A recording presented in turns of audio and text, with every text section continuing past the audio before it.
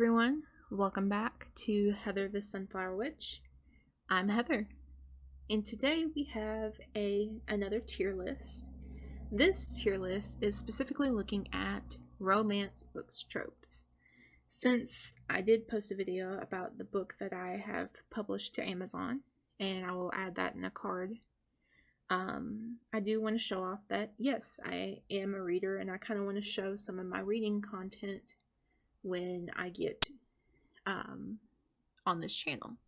And I figured the first thing I wanted to start with is romantic book tropes, because I do have some favorite tropes, some tropes I don't necessarily feel anything towards, and then some tropes that I do necessarily avoid. So the first one is the only one bed. This is a trope that I love. I do love when it's like a business trip and there's only one bed, and obviously they like each other, and so they gotta share. They end up accidentally cuddling. I think it's a very cute trope when it does, like when it's written well, and it's just kind of a favorite of mine, so I do really like that trope. The next one is Grumpy and Sunshine. This to me is a god tier one, because I particularly like when it's like the male protagonist is a grump, and then you have the sunshine female protagonist, or even just a male or just one grumpy protagonist to a sunshine protagonist. And it always cracks me up when the grumpy one doesn't know how to handle the sunshine, but the sunshine just adores the grumpy. They shower them with so much love, so much excitement, and the grumpy doesn't know how to handle it, but then slowly starts showing his love or her love to the sunshine character. So it is a tier that I get tickled by. It makes me all giddy, and I quite adore. Next is fake dating. Fake dating is one that I'd say I like. It's not a love trope for me, but I do like it because I do like the conflict it can create in the story when they're fake dating. Like, for example, if it's a celebrity star and they have to date just their PR person or something, and they have to fake date in order to appear better, and then it creates to where they actually fall in love, and then they don't want to face it, and then they get in love.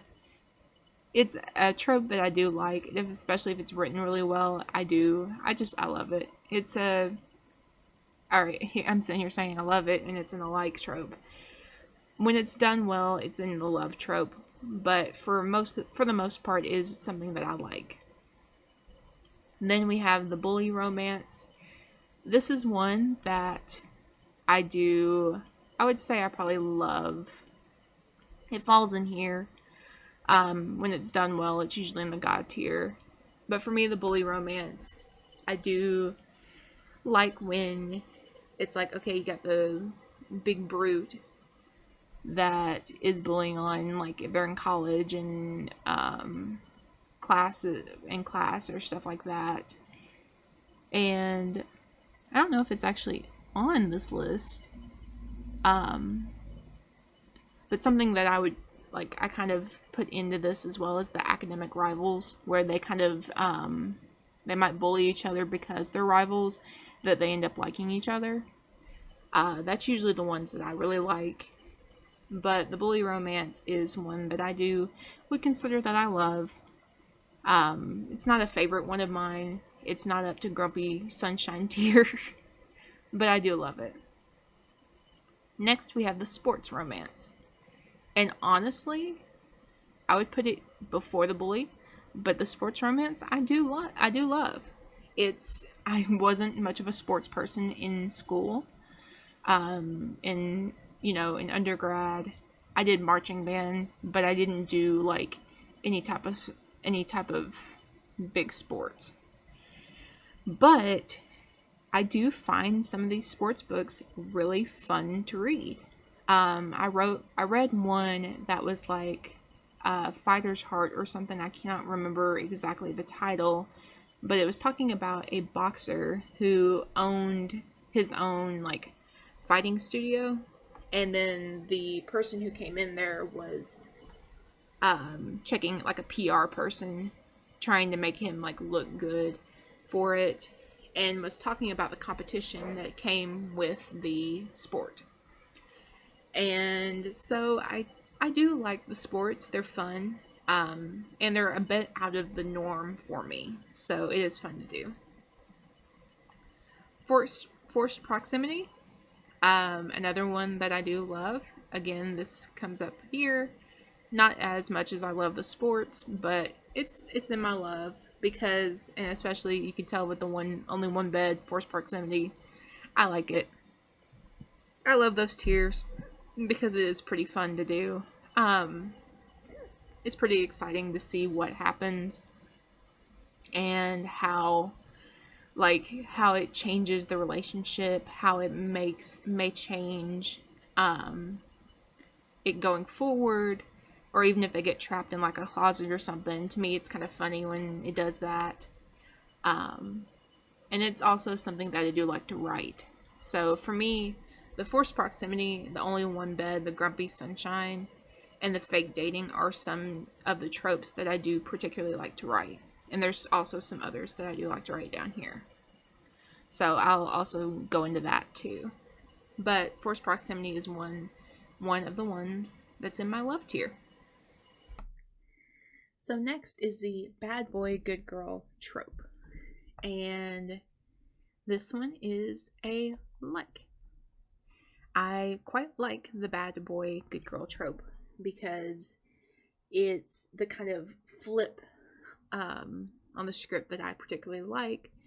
I don't really consider myself a total like the good girl and the bad boy, how I would relate to myself. But a lot of the books that I have read where this trope is prominent has turned out really well, and it's actually one that I really like. And it's always fun to see what happens to the bad boy, what makes him start falling for this girl, and why her of all the people. And then for her to fall for him is usually seeing under the surface and seeing the good that comes from him. So I do like that trope. The next one is the mafia romance. Immediately God tier. I have a pretty soft spot for mafia romance books. It kind of goes to the bad boy good girl vibe, but specifically is focusing on the mafia side of it with romance. And for me, I really like this because I did study the mafia type stuff and learning the history with that, because some of the books do combine the historical side of how the mafias were run into the romance. And then some just have that kind of the bad boy aesthetic that's more hard to the core because he's the head mafia boss or something. So it is a soft spot for me. I really like. Next is teacher student. This is a tier that I typically avoid. Doesn't really please me very much. It doesn't really make me excited to read it.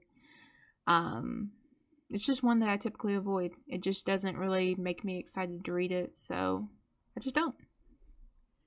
Next is a bodyguard romance. Another God tier, one that I love because I do love when it comes to like one of the protagonists needs to be protected because they're like a famous person, or they are like part of a big group or something, and the bodyguard gets to protect them. And it's because like some of them, the bodyguard already loves the person they're protecting, or it just kind of builds over time because they're kind of at each other's throats because one doesn't want to be protected, the other one does. It's just, it always turns out really cute for me. It is a book that if it's in a book for a trope, I really think it's cute. To be honest, I have not written mafia or bodyguard romance, so that is something that is a bit different for me. We have right person, wrong time. This is one that I put in probably the like category, but towards the end. It's not something that I feel, it's like, it's not but it's also not a like, super like. It's just kind of directly in the middle. If there's like, there would have to be like something else that I would just put like, just because it's, how would I explain it? I would explain it like, I don't really have any strong feelings with it, but it isn't something that I feel negative towards. It's just, it's there. It's, when it's written well, I think it's really cool. It hits the angst in my heart whenever I read it, and I'm like, oh, that hurt. So it is something that I do enjoy whenever it's done right. I have read some where it wasn't written right, and the right person, wrong time just kind of almost felt like it was an afterthought. And then the person or the protagonist moved on really quickly. And so I was like, that's not really done too well. Just kind of feels like just a regular scenario. So that's why it's not necessarily, it's kind of at the end of the like category. Next is Love at First Sight. This goes directly up here, and I would put it not above Grumpy Sunshine, but above the others, Love at First Sight. Because I do love when the two characters look each other in the eyes and they're like, oh crap, I love them. And they get excited, or they start to kind of like backpedal and try to run out. It's so cute to read. And my favorite ones, like I was mentioning with the others, is when one of them gets like really excited about the love, and then the other one is just kind of like, nope, run back, backpedal. So it's a cute trope for me to read, and I do like writing it.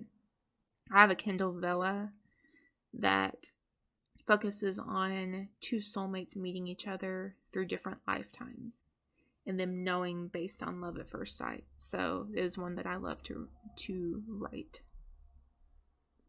Next is the love triangle. This is a trope that I like. I would probably put it right here, because the fake dating bad boy good girl comes above it. But I do like the trope, because then it gets me rooting for different characters to fall in love with each other, and then seeing how the book, or like what the author chooses. Does the author choose like this goody two shoes character? They do choose more of the bad boy or the bad girl, or do they choose someone that's out of the norm per se? It's always interesting to see how the love triangle becomes the romance characters in the book. But it's not something that I typically love or think it's one of the best ones. It's a tier that I just like. Next is the single parent.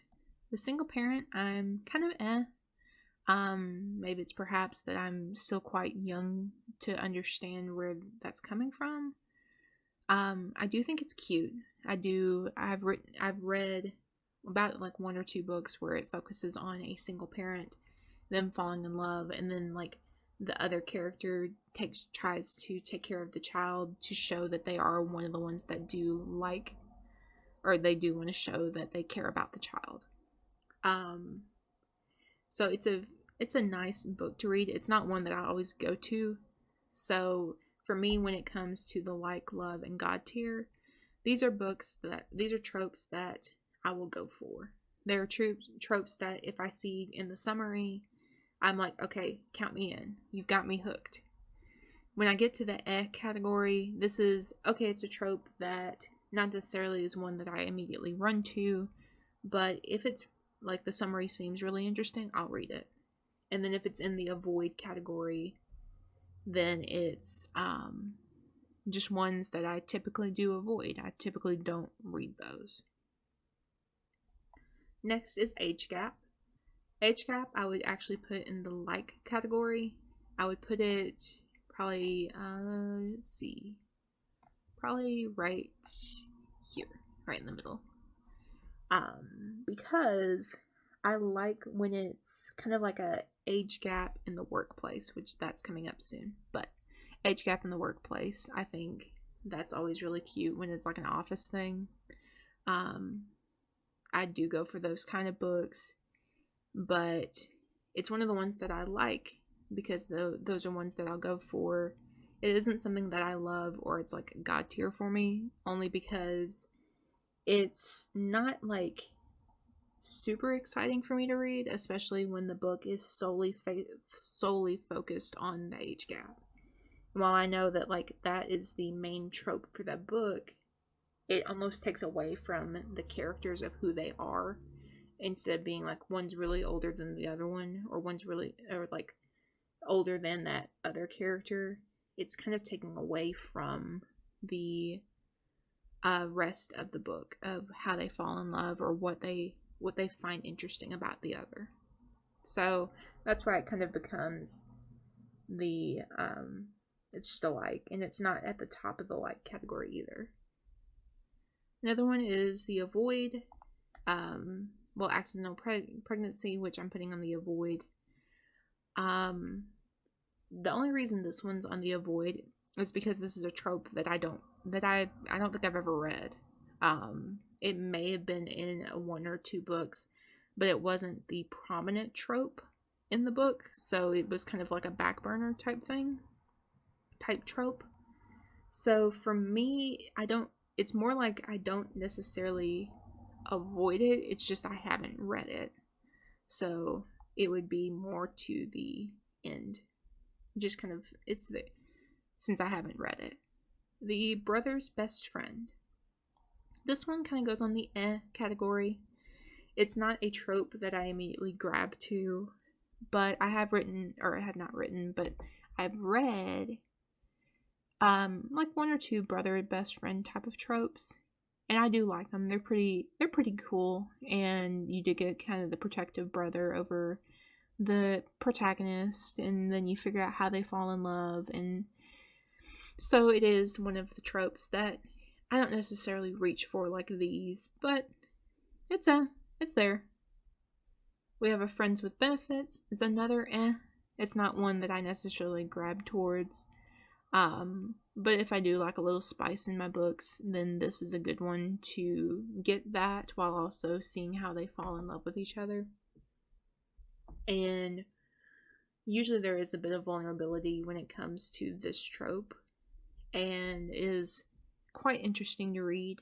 Again, it's not a trope that I immediately gravitate towards, but it's a pretty good trope. Then we have workplace romance. This goes up on God tier. It would probably be at the end, not up towards the top. But I do enjoy a little bit of workplace romance because, like I was mentioning with the age gap, the kind of where it's like an office setting and you've got like a book, like a secretary, or maybe they're a PR person, or like a geologist or a scientist. And you've got like the big CEO person. That's something that I really like. That I do have some ideas where it kind of revolves around the workplace romance for writing. So I do quite enjoy it. So it is a favorite.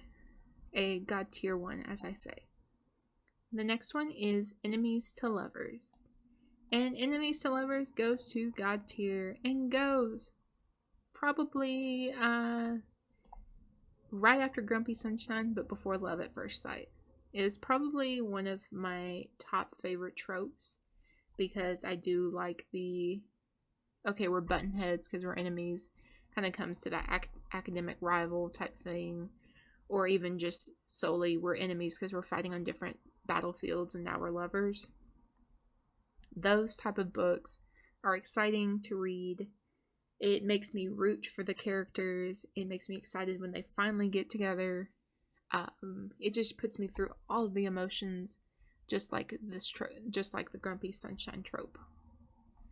The next one is strangers to lovers. Again, this is kind of an because, and I probably put this one more to the top because it's a trope that I don't necessarily reach for. And a lot of the books that I do gravitate to, the characters already know each other in some way, whether they're enemies, whether they're friends, whether they're childhood, they grew up together or something. It is something that is automatically kind of already established between the two characters rather than them being complete strangers and they become lovers. So I haven't read many of those, but for the ones that I have, I've liked, so it's in the category. Next we have friends to enemies to lovers. This one I'm putting on the like, and I'm putting this one up before the bad girl, after the fake dating. This is one that I do like very much. I like that they start out being really friendly to each other and, they're maybe best friends. And then something happens and they hate each other's guts and they come out about why they end up hating each other. Then they fall in love because it's like they like each other or something. So it's a trope that I really like. It's not a love trope by any means, but I do like when it does come out and when it's written well. I think it's pretty exciting. Next we have childhood friends to lovers. This one goes up here, and I'm going to put right there. The childhood friends to lovers is a classic favorite of mine, where it becomes, I love when it's written well. I love when you start looking at how they were best friends and how they fell for each other, or if one of them fell when they were childhood friends, while the other one, when they became adults, is when they fell. They're always beside each other, always excited to be with one another. So this type of trope is a love trope of mine. Next is slow burn. Slow burn immediately goes up here. After Love at First Sight, before Mafia, the slow burn goes to the God tier. Simply because there are times where I want the romance to be established right away. Grab me by the chokehold and give me all the romance. And then there's some that I want them to build up. And it's like my book, The Power of the Betrayed, is a slow burn. Because they don't immediately fall for each other. They don't immediately kiss each other. You have the building of the characters. And I think that's why I like it, is because you can follow the characters and how they are built over time. It also ties in really well with the enemies to lovers, which is a favorite of mine, and the grumpy sunshine, where they don't immediately fall in love with each other. They have the kind of butting heads energy, and then suddenly they start to fall in love with the slow burn. Next is One of Us is Famous. Goes up top. I would probably put it right before the bodyguard one. This one kind of ties in with one another. But the One of Us is Famous is a fun one to read. It's one of my favorite ones to read. I like the ones where they're pop stars and like rockers, and when it's something like that, it's one of my favorite ones to read because I always like the idea of being the person that has to like calm them down or rein them in, or but they have all this like fame, and you either see it go to their heads or you see them not really sure how to handle it, and you see more of your characters become more established when it is in that One of Us is Famous. So that's a tier I tend to gravitate towards. Then we have I Hate Everyone in the World But You. Another favorite of mine, another God tier. I probably put it towards the end because it's not super favorite of mine, but I do think it is a top favorite, where one of the characters really just doesn't want to be with anybody, and then they meet this one character and they're like, crap, I fell for them. And you know what? I think it's alright. I can like them. I'll like them for it. And everyone else in the world is just, they're there. I don't care. I don't have any strong feelings with them. So to watch them fall for someone is super cute, and it gets that giddy feeling that I talk about with a lot of this God tier trope. Right person, not enough time. So this one I put towards with the accidental pregnancy because that is one that I don't necessarily have read before. I've read like The Fault in Our Stars, which is like the right person, but there's not enough time for them. And I really did love, that's a book that I really, really love. But when I say that I avoid this trope, this is a trope that I necessarily don't really gravitate to. I don't really pick up that often. So honestly, it's just kind of it's a trope that it's there. Then we have Friends to Lovers. This one is probably it's like one of these two.